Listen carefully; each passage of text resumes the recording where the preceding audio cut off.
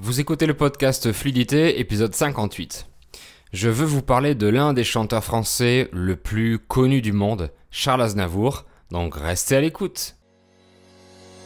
Salut, je m'appelle Fabien, je suis français, polyglotte et professeur de français.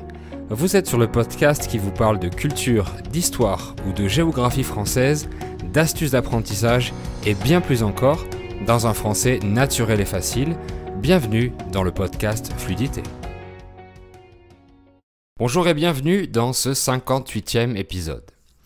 Si vous voulez profiter de la transcription bilingue, plus des explications de grammaire de chaque épisode, plus un groupe Telegram privé où on fait des chats vocaux, je vous invite à rejoindre le club Fluidité privé. Je vous mets le lien dans la description du podcast. Vous pouvez aussi retrouver chaque épisode sur YouTube où vous allez pouvoir activer les sous-titres en français, mais aussi en anglais, en espagnol ou en portugais si vous êtes débutant. Donc je mets aussi le lien dans la description.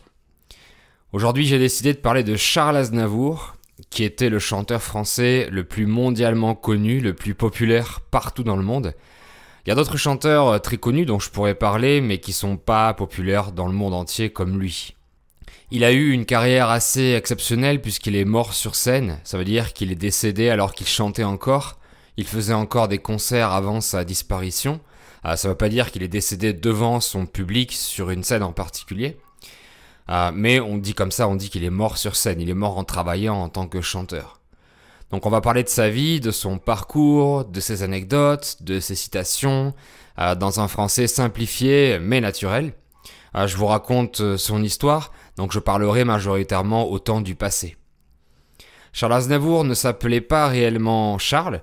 Il est né à Paris en 1924 sous le nom de Chanour Vaguinag Aznavourian. Je suis désolé pour la prononciation, je ne sais pas exactement comment le dire parce que c'est un nom qui vient d'Arménie. Donc il est né en France mais de parents immigrés arméniens. Et la sage-femme de l'hôpital où il est né n'est pas arrivée à écrire son prénom en arménien. Donc Chanour s'est transformé en Charles pour le registre de l'état civil français. On peut dire dans ce cas qu'il est caucasien. Il vient de la région du Caucase, qui regroupe une partie de la Turquie, la Géorgie, l'Arménie et l'Azerbaïdjan. Dès tout petit, il s'est inscrit dans une école de spectacle dans le but de faire chanteur ou acteur. Il a pris son nom de scène à partir de l'âge de 9 ans et son nom de famille Aznavourian devient Aznavour, Charles Aznavour. Donc c'était pas son vrai nom de famille, mais seulement un pseudonyme d'artiste, on appelle ça un nom de scène. Donc Aznavour, c'était un diminutif de son nom de famille. Et à partir de cet âge, il a commencé à jouer au théâtre et vers 12 ans, il a été engagé au Casino de Paris. Il y a rencontré de nombreux artistes et chanteurs, dont Charles Trenet, qui est aussi un chanteur français très célèbre et qui deviendra l'idole du petit Aznavour. Il a aussi rejoint une compagnie théâtrale avec laquelle il a fait une tournée en France, donc il faisait aussi beaucoup de théâtre. Mais le pays était occupé par les nazis à l'époque, en 1941, et je l'explique dans l'épisode sur la Deuxième Guerre mondiale. Et les parents de Charles ont d'ailleurs caché des juifs chez eux, ils ont hébergé des juifs durant cette guerre mondiale. Il y avait beaucoup de monde qui cachait des juifs dans leur maison, comme dans la première scène du film Inglourious Basterds de Tarantino. Et j'adore ce film. Bref, en 1946, lors d'une émission de radio, Charles a rencontré une certaine Édith Piaf, qui deviendra son mentor. Elle va le prendre sous son aile. C'est une expression pour dire qu'elle prendra soin de lui, qu'elle le protégera comme un oiseau avec ses bébés. Et sa rencontre avec Édith va changer sa vie parce qu'ensemble, ils vont partir faire une tournée en Amérique en 1948. Ils se font arrêter aux États-Unis par les services d'immigration, donc ils vont finalement rester au Québec, où ils se produiront en spectacle et feront la tournée de différents cabarets. Charles voulait rester chanter à Montréal, mais finalement Édith l'a convaincu de rentrer en France. Et pendant 8 ans, il faisait la première partie des concerts d'Édith Piaf d'ailleurs. Au début des années 50, Charles voit sa notoriété augmenter, mais il est quand même très critiqué par les journaux. On dit que sa voix est nasillarde, ça veut dire qu'elle vient du nez, et que son physique irrite Il est surnommé le petit chanteur ou le petit homme parce qu'il mesurait 1m61. Mais bon, vous allez voir que c'est pas la taille qui compte finalement. Il y a d'autres célébrités avec beaucoup de talent qui sont pas très grands non plus, comme Tom Cruise par exemple. Donc le chanteur était complexé et Edith Piaf lui recommande de se faire refaire le nez parce qu'il trouvait qu'il avait un trop grand nez. Cela dit, il était obsédé par la chanson et il voulait à tout prix réussir. Il a écrit « Quels sont mes handicaps ? Ma voix, ma taille, mes gestes, mon manque de culture et d'instruction, ma franchise, mon manque de personnalité. Ma voix, impossible de la changer. Les professeurs que j'ai consultés sont catégoriques. Ils m'ont déconseillé de chanter. Pourtant, je chanterai quitte à m'en déchirer la glotte. » Donc ça veut dire même si je me déchire la gorge, la glotte c'est la gorge, je continuerai à chanter dans tous les cas. Donc à ses débuts, il était victime de beaucoup d'échecs et de critiques et le public était pas du tout accueillant avec lui. Mais un jour, durant une tournée au Maroc, il a été acclamé par le public qui lui a fait un triomphe, une ovation. Et à Marrakech, il est remarqué par le directeur du Moulin Rouge et l'année suivante, Aznavour chantera dans ce célèbre cabaret à Paris. Puis il a commencé à chanter à l'Olympia, qui est une salle de concert et de spectacle très connue dans le centre de Paris, là où tous les grands artistes passent. En 1960, il monte sur scène et interprète pour la première fois sa chanson « Je me voyais déjà ». On dit normalement « je me voyais déjà », mais en français, on ne prononce pas souvent les E muets. Donc un natif dira « je me voyais déjà » ou « je me voyais déjà ». Et dans ce cas, quand on écrit, on remplace le E muet par une apostrophe, ce qui est incorrect grammaticalement, mais on le dit comme ça généralement. Donc dans cette chanson, je me voyais déjà, il raconte l'histoire d'un chanteur qui veut avoir du succès, mais dont sa carrière ne décolle pas. Il dit qu'il se voyait en haut de l'affiche. Ça veut dire que quand un artiste est très connu, son nom est tout en haut de l'affiche d'une salle de spectacle. C'est une chanson qui est presque autobiographique en fin de compte, puisque ça raconte un peu son histoire. Et à la fin de son interprétation, le public gronde sous un tonnerre d'applaudissements.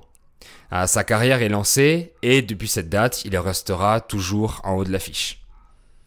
Dans les années 60, Charles va enchaîner les tubes, les hits. Un tube ici, c'est un synonyme de chanson qui a beaucoup de succès. C'est à cette époque qu'il a composé La Bohème ou encore Emmenez-moi, qui sont de magnifiques chansons. Aznavour était auteur, chanteur, interprète, compositeur, parolier et écrivain. Voilà, tout ça. Il a bien sûr écrit pour d'autres artistes qui sont devenus connus grâce à lui, comme pour Mireille Mathieu par exemple. En 1972, il a écrit la chanson Comme ils disent, qui parle de l'histoire d'un homosexuel. Les paroles disent « Je suis un homo comme ils disent ». Il n'était pas du tout homosexuel, mais c'était une cause qu'il défendait, ce qui était un peu mal vu à l'époque, dans les années 70.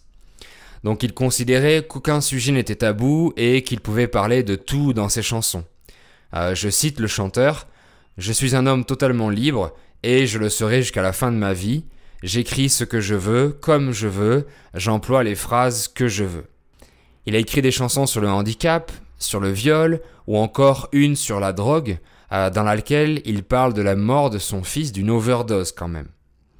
Une de ses chansons a même été censurée parce qu'elle a été jugée trop coquine. Toujours dans les années 70, il écrit She, une chanson en anglais qui devient numéro 1 des ventes au Royaume-Uni. Donc c'est à ce moment qu'il va commencer sa carrière internationale. On arrive ensuite en 1988, année à laquelle il y a eu un terrible séisme très meurtrier en Arménie qui a fait environ 25 000 morts. Et le lendemain, Charles Aznavour a créé une fondation pour l'Arménie. Il a écrit une chanson qui s'appelle « Pour toi Arménie » et qui a été interprétée par environ 80 artistes français, dont tous les bénéfices ont été reversés à sa fondation pour aider à la reconstruction du pays. Et depuis ce temps, il a été considéré comme héros national en Arménie. Il a une place à son nom dans la capitale, Erevan, et il a aussi une statue dans la ville la plus touchée par le séisme. Il était même devenu ambassadeur d'Arménie pour l'Organisation des Nations Unies, l'ONU. Il a fait une autre chanson caritative pour Haïti, suite au terrible séisme de 2010 qui a détruit le pays. En 2017, il reçoit même sa propre étoile sur l'Hollywood Walk of Fame. Charles Aznavour chantait en plusieurs langues. En 70 ans de carrière, il a écrit plus de 1200 chansons, dont certaines qu'il a interprétées dans environ 8 langues. En anglais, en espagnol, en italien, en arménien, en allemand, en russe, etc. Il a fait plusieurs tournées internationales dans toute l'Europe, évidemment, mais aussi en Asie, et notamment au Japon, en Amérique du Nord, du Sud, bref, partout dans le monde.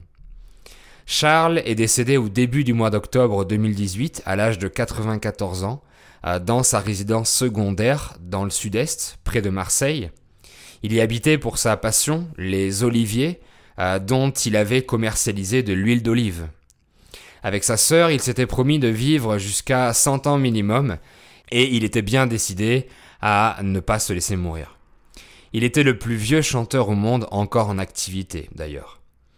La France lui a rendu un hommage très émouvant le 5 octobre dans la cour des Invalides à Paris. Le président français, donc Emmanuel Macron, et le premier ministre arménien y ont assisté et ont fait un discours, et plus de 200 personnalités du monde artistique étaient au rendez-vous. Le cercueil de l'artiste était recouvert du drapeau français et la garde républicaine française a chanté « Emmenez-moi ». Donc malgré sa petite taille, c'était un très grand personnage, le plus grand chanteur français avec un immense talent, admirable mais modeste, travailleur, exemplaire, qui n'a jamais renoncé à sa volonté de chanter malgré les critiques, et qui a défendu plein de causes pour le monde entier, et qui a évidemment apporté beaucoup à l'Arménie et à la France.